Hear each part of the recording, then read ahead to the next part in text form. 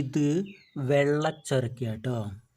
ഈ ചൊരങ്ങ കറി വെക്കുന്നത് എങ്ങനെയാണെന്ന് കാണിച്ചു തരാം. ഇതിൻ്റെ മേലെ നല്ല മിനുസായിരിക്കും. 25 ഗ്രാം പരിപ്പ്, 25 ഗ്രാം പരിപ്പ് വേണം.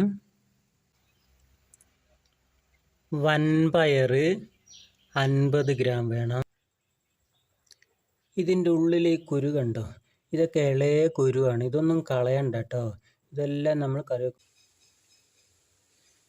തേങ്ങാക്കൊത്തുണ്ട്, പച്ചമുളകുണ്ട്, പിന്നെ ഉള്ളിയുണ്ട്. ഇതാണ് കറി വെക്കാൻ ഉപയോഗിക്കുന്നത്. ഇത് നമ്മൾ വേവിച്ച് വെച്ച പയറും പരിപ്പും ഇത് നമുക്ക് ഇതിലേക്ക് ചേർത്ത് കൊടുക്കാം. ഇതിലേക്ക് ചേർക്കുകയാണ്.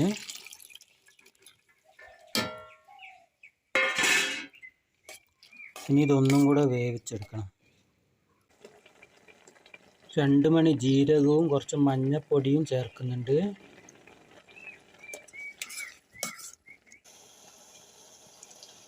ഇതിലേക്ക് നമുക്ക് കുറച്ച് പാല് ചേർത്ത് കൊടുക്കുക.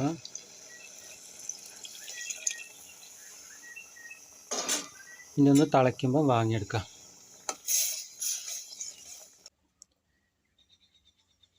നല്ലെണ്ണയിൽ തേങ്ങയും തേങ്ങാക്കൊത്തും ഉള്ളി ഒന്ന് ചൂടാക്കി ഇട്ടിട്ടുണ്ട്. അതാണിത് കേട്ടോ. അപ്പം നമ്മളെ കറി റെഡിയായി.